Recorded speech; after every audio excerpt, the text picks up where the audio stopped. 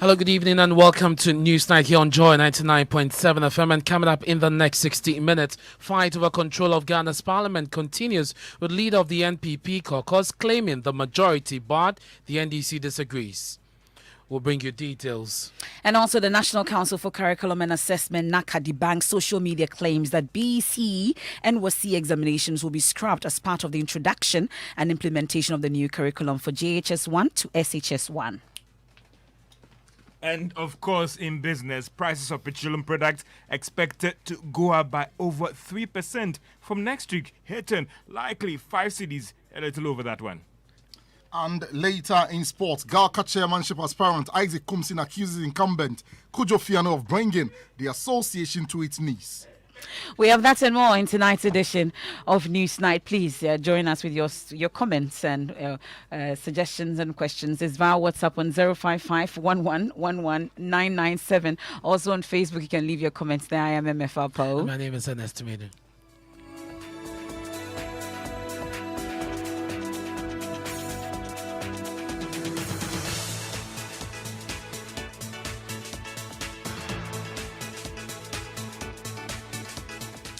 And tonight, the fight over control of Ghana's parliament continues with leaders of the NPP caucus claiming they have the majority, that including the seat of the Fomena constituency. The NDC caucus denies this, insisting there's no absolute majority in the House. Both sides have been addressing the media today after 3 days of deliberations failed to reach a consensus on this particular issue and other issues. Now, the NDC also wants to hold on to the chairmanship position of at least 8 committees of the House, which the NPP says they cannot have. Let's listen to the leader of the NDC caucus, Ernest, making a case for equal control of the House. The caucuses in Parliament, let me remind that there is nothing like majority caucus or minority caucus in the standing orders of Parliament. So those of you who have copies, you can peruse it. Majority caucus, minority caucus was not contemplated in the standing orders or even in the Constitution of 1992. Indeed, official records of Parliament will simply record that NDC has 1376, MPP has 137, and there's one independent. That will continuously be what we will show now. In the course of time, I'll show you one copy of it for our purposes, how official copies will continue to reflect these matters. In recent past, Parliament has resorted to determining the composition of committees by using the numeric strength of what we term as majority side and minority side. Hence, elected MPs from smaller parties as well as independent MPs were required to choose their side they wanted to add, to associate with, or transact business with for the purpose of determining which side could have more members on each committee of the House. So if you look at the history, PNC, CPP, and independent MPs, how they were treated in previous Parliament will be a useful guide. And so that is the leader of the NDC side of the House. Now, the leader of the NPP, Oseche Mensah, also addressed a news conference today. He insists that the NPP's numbers plus the Fomena seat constitutes majority. I don't see this one becoming a subject of litigation. I don't see it. Of course, these are initial stages. I want to believe that when the chips fall in place tomorrow, I think we will be able to overcome this. As far as I'm concerned, the initial storms, which be a storm in a teacup, in my view, I'm happy that at the end of it all, the minority, the NDC leader now, said to you, they don't mind sitting to the left of the speaker. I think that would be the initial step of consultation, consensus building. But the fact that adding 1 to the 137 would put the MPP caucus in the majority, having the majority of seats in Parliament and therefore qualifying to be described as the majority caucus, with their leader as the majority leader, comes without any equivocation. So that should be the So that's the NPP leader, Osechi Mensah-Bonsu, leader in parliament, I should say. Osechi Mensah-Bonsu also at that press conference that you talked about. But Joseph Opoku-Gakpo joins us once more. And Joseph, what are the other issues raised by both sides of the House at today's media briefing, starting with Haruna Idrisu? So he makes the point that the fact that the former MP has written to the Speaker that he wants to do business with the NPP side doesn't give them the absolute majority, and so no one should misconstrue that. He goes on to then quotes the Constitution and says that if he decides to become an NPP MP, he has to resign his position in order for there to be a by-election in the area. So he says that shouldn't be misconstrued under any possible circumstance. And he goes on to make the point that they would want to see a situation where, when it comes to chairmanship of the various committees, there is a split. Let me just quote very briefly what exactly the conditions that he's been given. He makes the point that the practice of the House is that they make one side of the House chair the various select committees, but he thinks with this parliament, this is completely untenable under the current dispensation, and that given the current numbers, there must be strict sharing of the leadership of the select committees by the two sides, and that out of the 16 select committees, the NDC should chair 8 of them, while the NPP should chair 8 of them.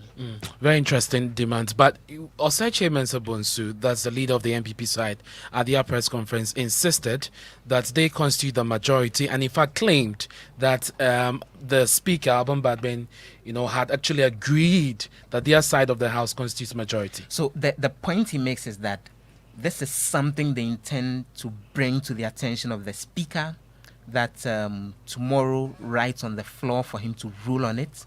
He makes the point that this is a deliberation that had gone on. It's even a non-starter for anyone else to claim that the MPP platform doesn't constitute an absolute majority in the House. He goes on to insist that they are surprised at the pushing of the NDC in terms of their demands for the sharing of the committees, because that proposal was specifically contained in the new standing orders that Parliament was supposed to have approved as at the time that the second Parliament was coming to a close, and the NDC... The very last sitting. The very last sitting. And the NDC objected to that. So he sees it as a form of a U-turn in terms of how they are pushing now. Then he went on to disclose that in order to get something like that implemented, as is captured in the new standing orders, they've set up a committee to actually look at the revised standing orders and possibly bring a report to the House recommending approval, after which that sharing could happen, where it's clearly stated that the finance, security and intelligence, defense and interior, as well as the constitution and legal affairs and the foreign affairs committees should be chaired by someone from the governing party, while the opposition will take hold of public accounts, government assurances, subsidiary legislation committee, so that then that split committee, but the new committee will now be looking at that place. Well, staying on Mr. Osechi Mensah-Bonsu, he's also been defending his claim that Right Honorable Alban Badbin was elected by consensus. Tell us more. He made an interesting revelation that when they took the break and went to consider the issues, there were a number of proposals on the table, including a proposal that came from him that Badbin should hold on as Speaker for a 2-week period. And after that 2 weeks, we should see a situation where a fresh election should be held for a Speaker, because the chaos in the House wouldn't have allowed for another election. How was that shut going to down. work? Well, it was one of the several proposals he says. Did he talk about the withdrawal of the candidature of Professor Michael Kwe also? Well, that actually didn't come up eventually. Okay. He didn't respond to a lot of questions after the briefing. But he says that was the first proposal he put out. When that was shut down, he threw in a second proposal that there should be a rerun of the elections. Again, that was shut down. And someone on the other side, the NDC side, then threw in the proposal that then by consensus, Badbin should be assumed to have been elected as the Speaker, or should be selected as the Speaker. So for him, that's the basis for which he says the selection of Badbin was by consensus and not necessarily by election, because there were 2 other proposals. So for him, it was the meeting that decided who becomes Speaker, not exactly what happened on the floor. Okay. Well, but one key issue, an issue we've been looking at the whole week here, because we've had the NDC side and the NPP side claim that they would be sitting on the right-hand side of the Speaker. Yeah. And this week, they've been in and out of 3 meetings. Another Pre had mentioned that they were going to go early and sit on the right side of the Speaker. And whatever happens will happen. But have we settled that issue yet? We would know more tomorrow, but looks like now cool heads are prevailing in relation to that. Haruna Idrisu, who leads the NDC side, make the point that they are not fixated on wanting to sit on the speaker's right-hand side, as in they wouldn't mind if they don't have to sit there. What they are bent on taking is an equal sharing of the various committees. And Apenyo Markins, when I spoke to him yesterday, he again made the point that if the NDC decides to occupy the right-hand side, they will take the left-hand side and then make an application to the speaker when he's in the chair to then take a decision on who should sit on the other side. So it doesn't look like it will be chaotic tomorrow, regardless of who sits, because the NDC side doesn't mind sitting anywhere. The MPP side says they will look to the speaker for a decision on where each of the sides should sit. Okay, so there was an issue about the military invasion. I'll come to that. But this issue about the bribery allegation also came up at the NDC's press conference. We're hoping to bring that sound during the top story. But really, how did it come up? Tell us about it. So at the end of the briefing, there was a question with regards to that from Adum FM's Abednego Asantiasiedu as to more details and what the NDC is going to do about that. This was the response of Haruna Idrisu. You made some allegation that Justice of the Superior Court attempted to bribe a female member of your side. Vote in favor of... We are consulting further on it, and our next course of action will be determined on the floor of Parliament on that subject. So focus on today's matters. And so that is Haruna Idrisu responding to that question. Yes, that they would want to deal with this issue on the floor. Yurko Muntaka Mubarak had also spoken to us about it. Said that this is not something he was looking forward to probably dealing with in terms of petitioning the judiciary. But if they probe, he will be ready to help deal with it. But in terms of wanting to deal with it as MPs themselves, the available option was probably raising it on the floor. And with Haruna Idrisu's indication, just maybe that's what they plan to do, raising it on the floor in order for it to be dealt with. But you spoke to the majority leader as well. Chairman of the NPP. He thinks the allegation. It's so difficult now. Sometimes you just he thinks it's unfortunate, the allegation. I've never in my efforts solicited the help of. He didn't allude to me that. No, he didn't. But he said a Supreme Court judge had actually sought to campaign and sought to bribe. He used those words. So sought to bribe. let the judiciary speak for themselves. But as far as you are concerned, as a leader of the NDC caucus, nothing like that. I have never ever done so. What do you make of this allegation coming from a leader of the House? When unfortunate, but let the judiciary take care of themselves. Well, so that's the Chairman Sabunsu there. But let's talk about the military invasion of Parliament also. It was key at the NDC's press conference. What did they say they were going to do about it? The leader of the NDC side, yes, that's Haruna Idrisu, the former minority leader in the 7th Parliament, thinks it was out of place and the House will look into it and deal with it. But tomorrow on the floor of Parliament, a lot will have to happen because we have to do an inner introspection of our own. Re-examine and look at our own conduct on events leading to the determination and election of the Speaker. I saw that sacrilege of military in the chamber and on the floor of Parliament. I saw my friend ACP Ofori, who was charging us for not respecting public order at this time that he didn't respect the standing orders and the Constitution of Ghana. He was in breach of our privilege. He was on the floor of Parliament. We'll take consequential action. For military in uniform,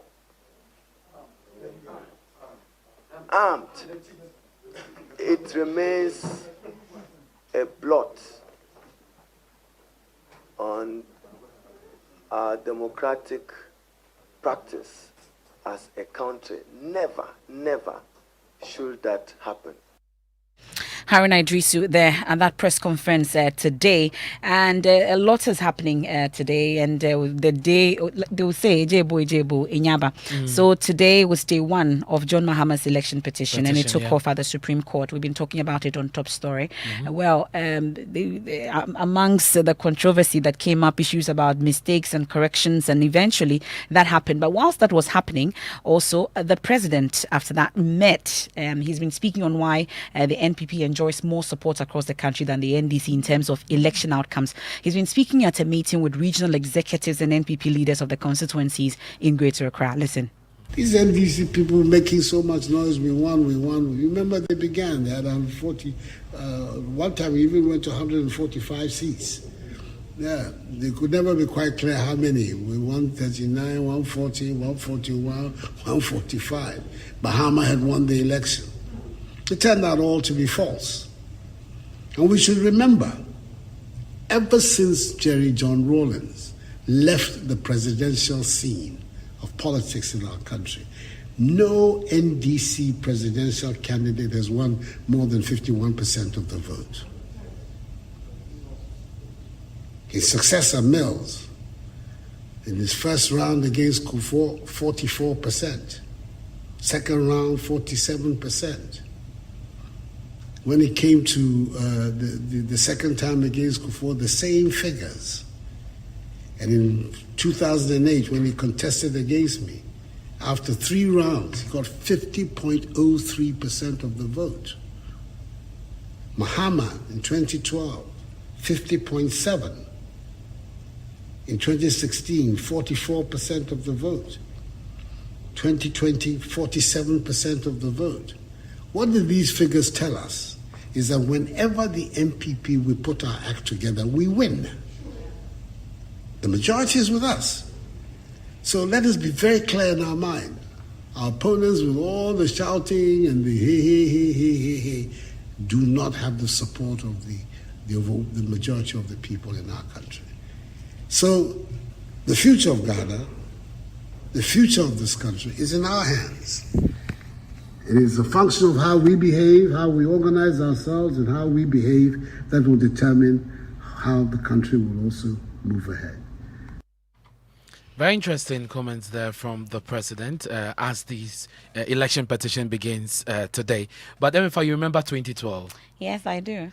A lot of drama, a lot of education as well. That's when I paid attention to Pink Sheet. Pink Sheet, exactly. It became very popular. A lot of us didn't know about the Pink Sheet as far as our elections are concerned. And there are a lot of, quotes like "you and I were not there" becoming very popular, as well as "have you seen your real size" from the contempt, case between involving Samuel Uku and some other people as well. Maxwell Aluba has been looking at those things and takes us back just to relive those moments.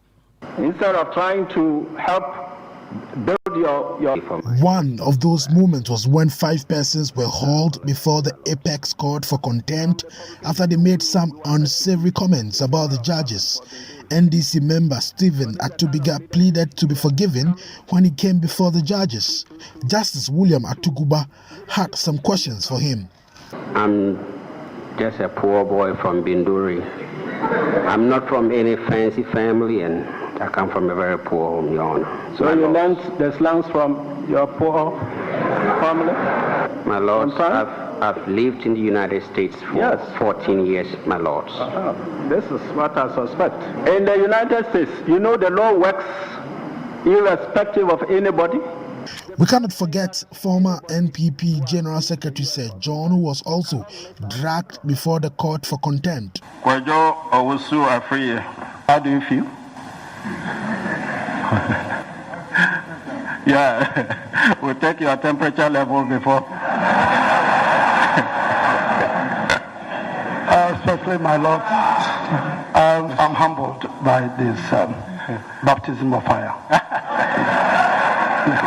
We find him guilty of intentional criminal contempt of this. Justice Atuguba also criticized Deputy Youth Organizer of the NPP, Samuel Uku, for unpleasant comments he made about the judiciary. We take judicial notice of the fact that Mr. Samuel Uku has been attending the proceedings of this court in this ongoing case. We think that the exclusion of Mr. Samuel Uku from attending the proceedings of this court for the rest of the duration of this case should suffice for a start in this direction. We've given you full opportunity to demonstrate how mighty you are, and we hope you've done so. My lords, Do you now realize your real size in this country? Yes, my lords. Good. So you're not able to tell us anything. Lawyers for the two sides, Chachichi Kata and Philip Addison, often clashed during their arguments. Here is one memorable moment. Submission legally. I do not need to say more than that at this stage, because these irregularities that we are finding on the face of the exhibits have a lot of significance. Is counsel addressing the court? And Can you shut up? I thought you're supposed to be cross-examining the witness. Yes. Can you let me finish? Lord, these rude words that counsel has been using, we're capable of reply. And I think that the court should call on him to use more decorous language and withdraw. We're capable of replying it. You should know that. These interruptions are really unnecessary. This is how it ended. This is the decision we've arrived at. Atuguba Adeyira Bafubani Gwedegwe and Akoto Bamfu JJSC dismissed the claim of overvoting. Atuguba Adeyira Bafubani Gwedegwe and Akoto Bamfu JJSC dismissed the claim relating to absence of signature of presiding officer. Perhaps the 2020 election petition will also leave us with many unforgettable moments and quotes. I'm just a poor boy from Binduri. I'm not from any fancy family, and I come from a very poor home, Your Honor. So you learned the slangs from your poor family? My Lord. Well, the memories that this brings back. This time we don't have to wait for over 5 months. 8 months, actually. Yeah, to get it. Over 5 months. Hopefully within 42 days, okay. all of this should be over. We'll get it. And that's Maxwell Agbagba putting together that beautiful report. Now, the National Council for Curriculum and Assessment, NACA, says government will not scrap the Basic Education Certificate Examination and the West Africa Senior Secondary Certificate Examination as it begins reforms in the educational sector. A lot of parents have concerns about what exactly will happen to the system. Let's bring in the Acting Director General, John Mensah Annan, on this. We're grateful for your time, sir, here on Newsnight. First off, let's talk about this new curriculum. What really is the objective of this? And then we'll talk about when exactly you're hoping to introduce it. Thank you so much. And greetings to your cherished listeners. Mr. Annan, you would have to speak up a bit more. We can hardly hear you. Okay, thank you. It's better. We're grateful. Well, okay.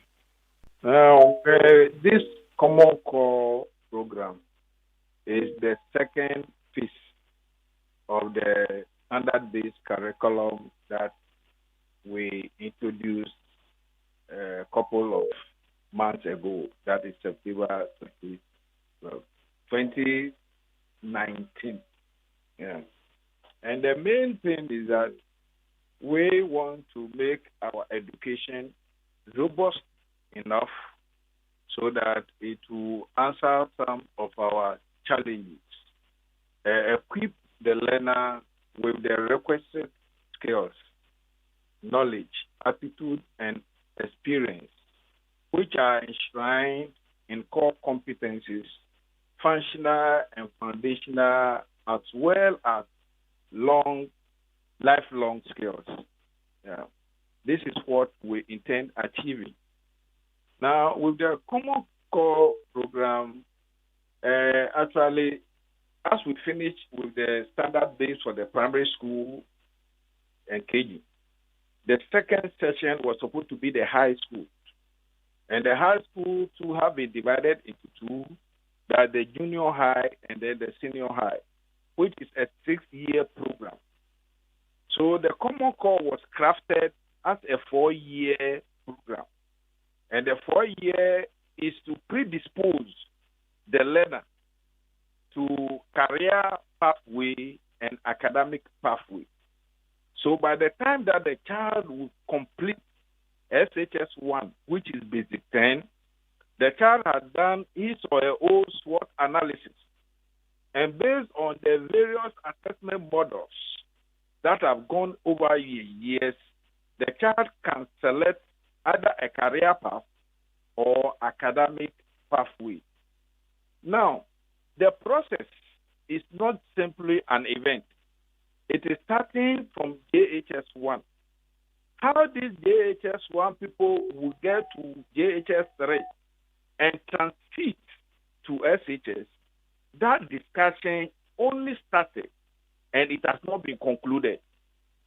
And those who enter the career pathway or the academic pathway, when they also complete SHS, what type of exam they will be writing has also not been concluded.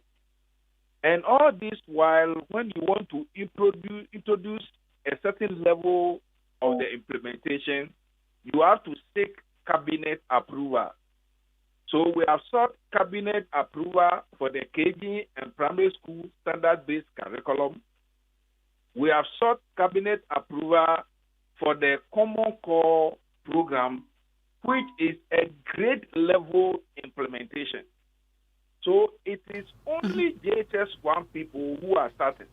So And JHS 1 people, Mr. Hanan, slowly. So JHS 1 people, are they starting when they resume school tomorrow? Is that the case? Because you mentioned that you've sought a cabinet approval for KG and the Common Core, and you said JHS are starting. So clarity, I have a child in JHS 2. Is she starting when she resumes tomorrow? JHS 1 are those who are in primary 6 and they are being promoted. So if you say your child is in JHS 1, going to JHS 2, that child is not doing Common Core. Okay. That child is continuing with the old curriculum and will go and write BEC and transit into SHS. Okay. So once we are starting this, we've already interacted with some teachers. There's talk about no training, textbooks, and the needed teaching and learning materials to facilitate this objective. Has that been done? One, teachers, we are supposed to do 4 levels of training. 3 levels have been completed. The last one left is the classroom teacher. We are all aware that we are not in normal times. Because of COVID, children who were supposed to do 3 terms, trimester, for last academic year, did only 1.5 terms. So they have a backlog of 1.5 terms for them to complete. But since education cannot wait, because other people are also growing and they also need to move the academic ladder, these primary 6 children who are going to JHS 1, you need to come with a certain level of quality. And because they could not complete their last year's academic program, we are institutionalizing that type of intervention for them, that for the first phase of the first semester, that is the 8 weeks. But the guarantee that parents want to have is that if you're not going to end up confusing these children, because this is a new system altogether that you're introducing, I'm sure you can be brief in that. Then we can find out about the diversity part that you're going to introduce. I don't understand you. Saying that the confusion that this will cause is something that parents are raising concerns about. The parent, your role is to take your child to school. If you could teach your child at home when schools were closed down, you could have done that. So why are you confused? It is those who have the expertise knowledge who are now handling the situation. And this is what they have come out with. If the teacher is trained in the Common Core today and he needs to go and do the gap analysis, by the time that he will finish with the 8th week, there are some of the issues with the Common Core he might have forgotten. So Mr. Annan, have you on the training of the Common Core? Mr. Annan, have you or have you not trained teachers for the Common Core program? Have you done that? Classroom teachers have not been trained. Master trainers have been trained. District level trainers have all been trained. But the classroom teacher, the classroom teacher is the one who's eventually going to implement this. Now they have a backlog that they have to clear, which is a bit of the curriculum from primary 6, and then they move on to this one. Why are we in a hurry to introduce the core program, the Common Core program, when they have not been trained to do so? Yes, and they will start the Common Core from the 9th week. What is your problem about that too, my brother? At what time will the teacher be trained so that he will be equipped to implement this program? From now to the 9th week, we have 9 good weeks in between. They will be teaching. They will be teaching. And one, you went to university, my sister. Semester, don't you have semester break? And that break will be enough for the teachers to be trained to teach our children? Yes. Well, Mr. Anand. Mr. Anand, before you go, are the textbooks ready for this program? Yes, we don't have textbook. We have come up with teacher resource pack and learner resource pack as a stopgap, because publishers are those who are responsible for the writing and publishing of books. So no textbook, no training just yet. But let's find out briefly. Please, when you do that conclusively, it looks like all the discussions, and I think yesterday I was with you, and I did explain, if you even need copies of the teacher resource pack, learner resource pack, and the curriculum, we can supply you. Okay. Because they are all ready. I'll take you up on that. Would come for a copy. But this new curriculum, I'm told that it will emphasize on diversity. By diversity, does it mean the introduction of the CSE program? Why do you move the definition of diversity to comprehensive sexuality? It's a question. I'm asking what the diversity is. What don't you have diversity in religion? Don't you have diversity in tribes? These are the issues. So if you can answer the question directly, would that include the introduction of CSE? There is nothing like comprehensive sexuality in our curriculum. Thank you very much. We are grateful for your time. That's Acting Executive Secretary for the National Council for Curriculum and Assessment, Mr. John Annan. Definitely will get to engage. And this is just started. The other bit, Emefa, is that you notice there's a reclassification of the stages. So JHS 1, for instance, will not go by JHS 1. There's grade 9, grade 10, all of that. And later, when we get into the conversation proper, we'll seek more clarity on that here on Joy 99.7 FM. Well, we'll go through some of your comments that you've sent in, but it's time to join George Riafe with the latest from the world of business. George, well, you don't have children yet, do you? Okay, you don't. Okay, but you have nephews and nieces, and yes, they'll be resuming school tomorrow. Yes. Okay. Well, we'll talk more about that. But I'm hoping that 2021, dear. Well, let's talk about business. What's in business, George? Are mentioned. Ernest. It appears a lot of you guys are speaking in parables. Well, that's fine.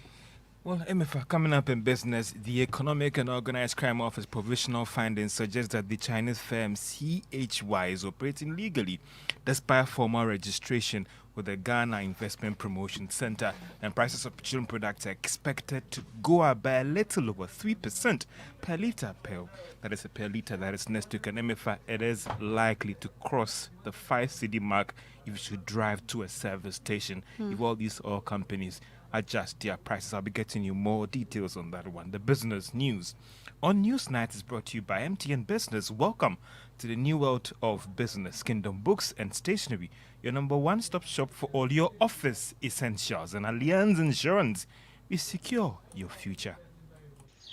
1, 2, 3, 4. Oh, don't worry, Grandpa. There are still 5 ripe and 15 unripe mangoes on the tree. That's my boy. Grandpa, it's still 1.2 kilograms of rice in the container. My boy. And how much credit did I spend last week? Well, you spent 5 CDs on calls, 2 megabytes on data, and you sent 5 SMSs. We are the first network that tells you exactly what you have spent and when you spent it. Dial *156# to access your statement on MTN. We are good together. We day for you everywhere you go.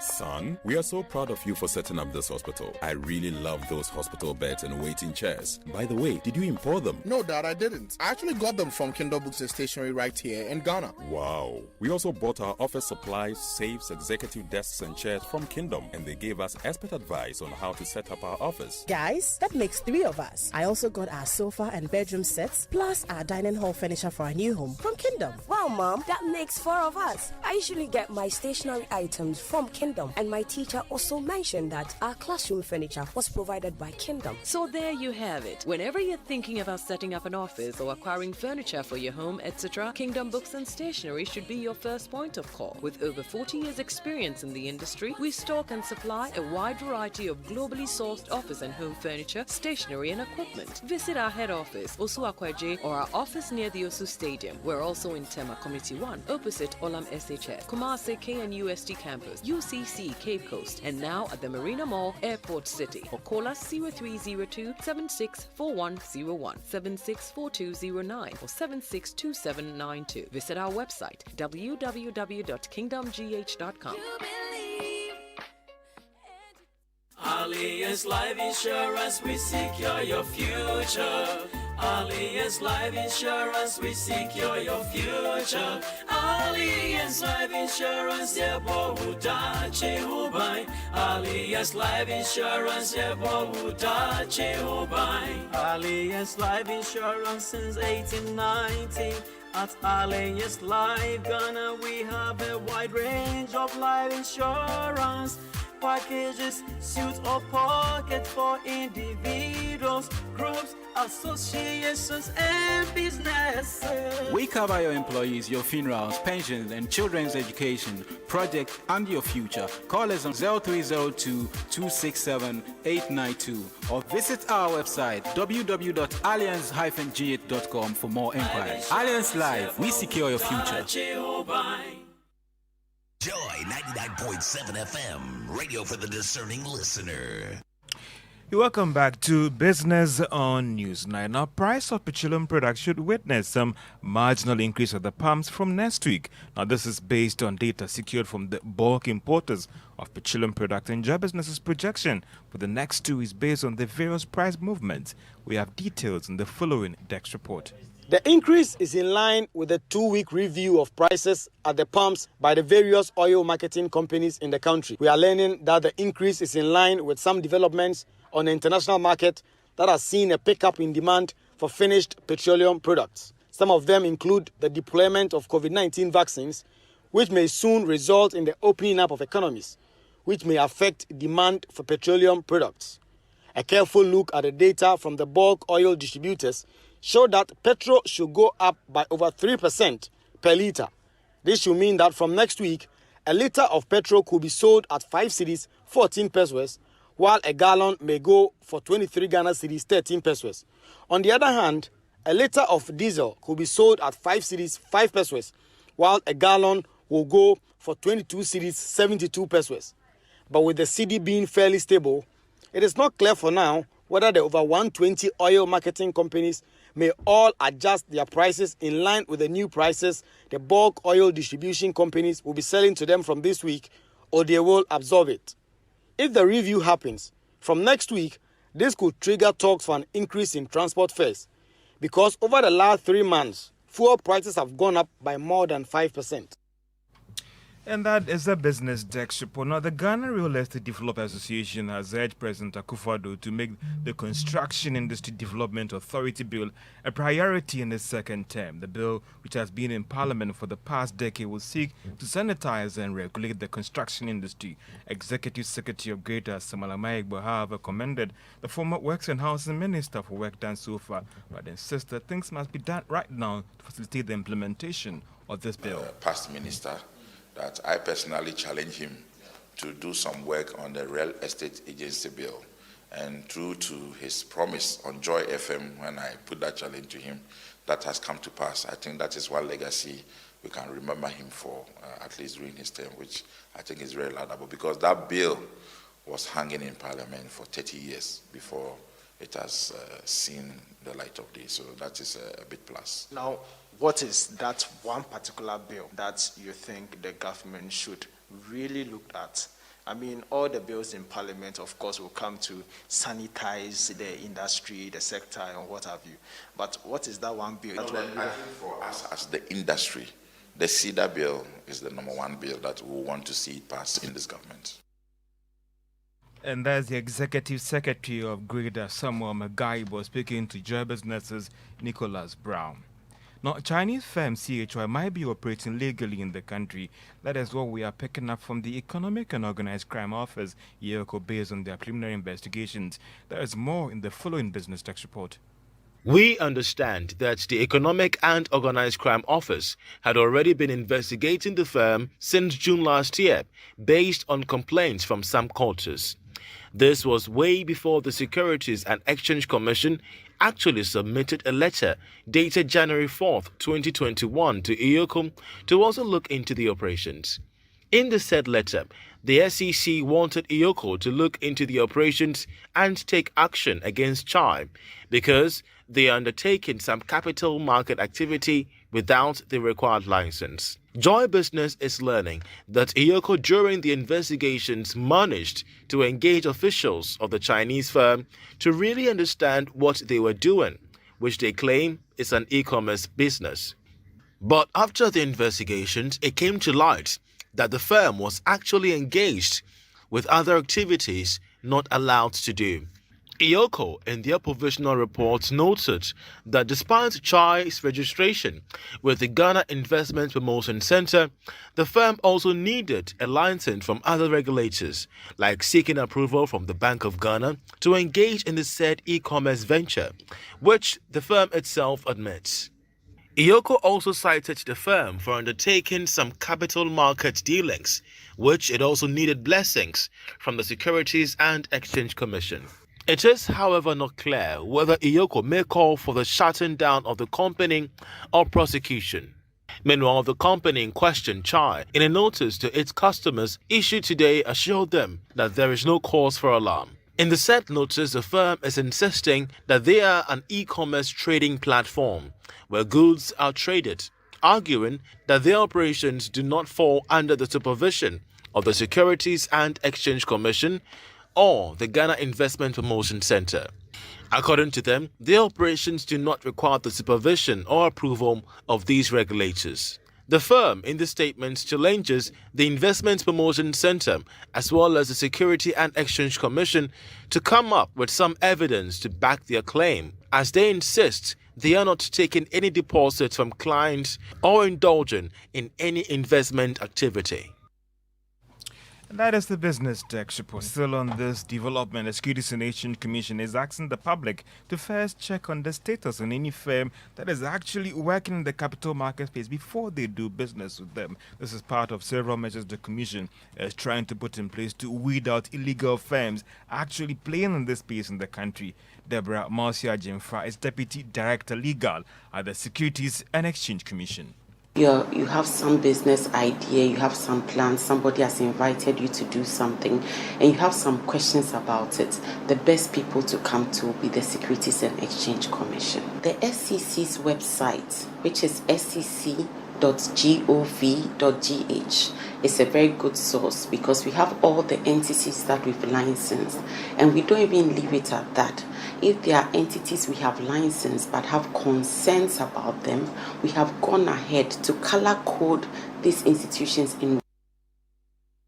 Deputy Director Legal at the Securities and Exchange Commission, Deborah Marcy Ajimfra. To the stock market, if you're a shareholder of Aluwex, lost a peso to close at 10 pesos. This was after over 200,000 shares exchange hands. And that's all for business on Newsnight. And tonight, we're looking forward to PM Express. Of course, engaging a senior partner, AB and David Africa, David Ofosudote, on getting the 2021 strategy right as a business in all these things going around COVID-19. We look forward to it. How do you get it right? You need to tune in tonight at 9 p.m. on Joy News. Yes. Thank you very much, George. You will also be on all our social media platforms. Let's do some of your comments that you've sent in. Then we can do sports with Hans Mensando. And this one from Bernard, who says he's a teacher. He says, what at all is the Common Core program?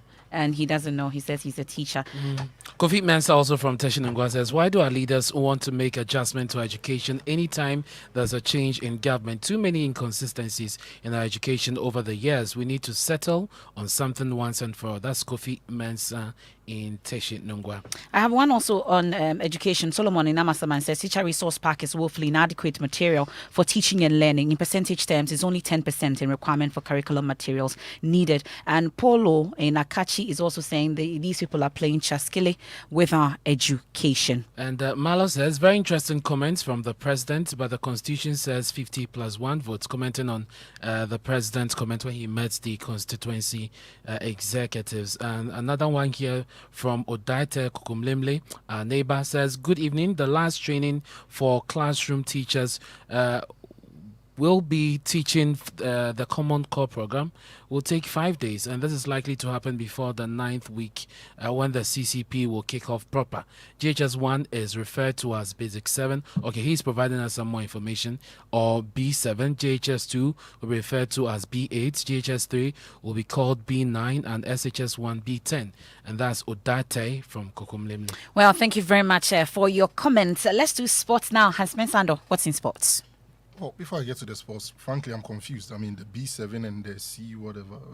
Well, it's just started, and so hopefully we are going to get some more information. And I think one of the guys who sent a comment in is absolutely right. Too many changes to what we want to do with our education system. Let's just get clarity on it and move. I don't think that should helps make up our minds absolutely, already. I mean, when there's a change in government, there's a change in education policy. It doesn't help anybody. Well, let's talk some football now. In Galka chairmanship aspirant Isaac comes in.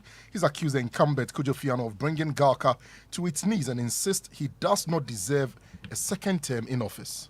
When he won, I have said that I was happy because I thought he was going to change the association. But what did we see? 4 years of total collapse of the association. I hate to start conversation by talking about the deficiencies of the incumbent. But you can't go to an election without telling people the realities on the ground. And what are the realities? We are talking or we are going to an election when a whole secretariat doesn't have a single staff. Isn't it surprising? Whole association that when I was leaving office, we left 4 people. Joyce Asante, we left Prince Parry. We also left accountant Abida, you know her very well. Then a cleaner, 4 workers. Currently, there's no single worker. So I keep on asking that you don't have an accountant. So when money comes, how do you treat it? Isaac Kumsin is aspiring to become the chairman of the Ghana League Clubs Association. And in the English Premier League, the very one that Evans Mensah's Manchester United find themselves top of the table. Arsenal will take on Crystal Palace at the Emirates later tonight at 8 p.m. While in Spain, Real Madrid will be battling it out with Atletico Bilbao in the Spanish Super Cup semi-final, also at 8 p.m. Emefa. Thank you very much, Hans Mensando. We'll stay on education a while longer. This time, the Teachers and Educational Workers Union strike is still in full force, although it reached an agreement with the government after a consultative meeting Wednesday. The TEU leadership signed an agreement with the government to work on the grievances of risk and non-basic allowances and promotion. Now, according to a statement released by the Fair Wages and Salaries Commission, key issues were resolved in principle, pending further consultations with relevant stakeholders on both sides. So yet another communique intercepted by Joe News summarizes the 3 key agreements by both parties. Yes, so the first one says that on the issue of risk allowance, a job reevaluation be conducted for members of TEU who are exposed to eminent hazard. The second point is that on the issue of promotion, the Secretariat of Vice Chancellors Ghana should convene a meeting of Directors of Human Resources with the leadership of TEU by Friday, the 15th of January, 2021. That is in furtherance of this agreement, and the Secretariat of VCG should make available to the leadership of TEU relevant documents relating to the issue before Friday. And the third point is that on the issue of non-basic allowance, consultations will be held with the government on certificate of urgency and the outcome conveyed to TEU as soon as possible. So this is signed by the Acting Minister for Employment and Labour Relations, also the General Secretary for TEU, National Chairman for TEU, and the Chief Executive of the Fair Wages and Salaries Commission. So, however, these agreements do not necessarily end the strike. That's according to TEU General Secretary Mark Cranche. He says the decision will be made after consultations with local leaders. And that is why we think that we have come to a point where we can no longer bear the frustration. We have to go and sit our somewhere and think of ourselves. Some junior common room executives in the University of Ghana today took over the duties of hall assistants, popularly referred to as porters, in the various halls of residence, following an indefinite nationwide strike by the Teachers and Educational Workers Union, TEWU. Today marks the second day of the industrial action embarked upon by members of TEWU in demand of better conditions of service. Although the union has since met with representatives of government, the strike has still not been called off. Hall assistants in Ekwafu Hall, Commonwealth Hall, Men's Sasaba Hall, Dr. Hilary Mann Hall, and other halls of residence who formerly helped freshers and final year students reporting to campus to go through their manual registration were nowhere to be seen this morning. This has left some newly admitted and level 400 students of the university stranded this morning at the various halls of residence as a result of the slow pace of work. The Teachers and Educational Workers Union, TEWU, declared an indefinite nationwide strike on Wednesday, January 13, 2021, to demand better conditions of service. According to the union, they have since June 2019 been in discussion with the Fair Wages and Salaries Commission for a review of their working conditions, which expired in 2008. All efforts have, however, proved futile. A task force was sent to the University of Ghana campus to make sure that all TEWU members who were working stop working or face punishment from the Mother Association. My colleague Quick was sent to file that report, and let's go to Tech Thursday now. During video interviews, many interviewees either go blank or get their thoughts mixed up along the line. Now, journalists are therefore forced to type points on the laptop or on a piece of paper and show it to the interviewee. You've been doing that, Emefa, have you? Sometimes on radio. Yeah. And this obviously would waste time, extend the interview, unnecessarily. Well, a Joy News journalist has invented something, our very own Kwesi Deborah, and here's a report from Mona Lisa Frimpong. Imagine you've allotted 30 minutes for this particular interview. And in the middle of the interview here, cut. So instead of the 30 minutes, you end up spending more than an hour for this interview. And in such a situation, a teleprompter comes in handy. But there's a case where it's expensive and sometimes bulky. You can't be carrying them everywhere. So I thought to myself, what can I do to salvage such a situation? And the paper prompter came to mind. The device is made up of a hollow shaft fitted with a cylindrical bar with holes aligning the edge of the bar. The holes are points of attachment to the clip. The sheet of paper is therefore held to the bar by the clips. It is fitted with a bolt to regulate the length of the cylindrical bar depending on camera or paper size. And the paper prompter has a cold shoe adapter which you fix onto the camera and a horseshoe adapter which you can fix in a camera accessory, be it a microphone or a light. First, I designed a crude prototype and contacted Obin Okofodato of the KNUST College of Engineering and Innovation Center, who helped me so much to design this final version. As the reporter focuses on his camera, the interviewee looks at the sheet of paper which has the write-ups to help interviewees sail through the interview smoothly. Again, questions can be written on the paper for interviewees to answer without the interviewer interrupting. Reporters can also write down points on the paper for piece-to-camera stories and will not have to carry along expensive electronic gadgets like a teleprompter. I've done several tests and continue to conduct more tests to see how effective the device can be. But so far, so good. Mona Lisa Frimpong reporting. And thanks to our own Kwesi Deborah for From musician to inventor. Well, congratulations. And he's first of all a scientist as well, before a journalist. Yeah. So congrats to Kwesi Deborah for making the job quite easy. And that's it for Newsnight. My name is Ernest. I am Emefa Apawu, and personality profile with Lexis Bill up next. We are hosting the MP for Nshaiso and former CEO of Stephen Amwa. Stephen Amwa. Sticker to stay.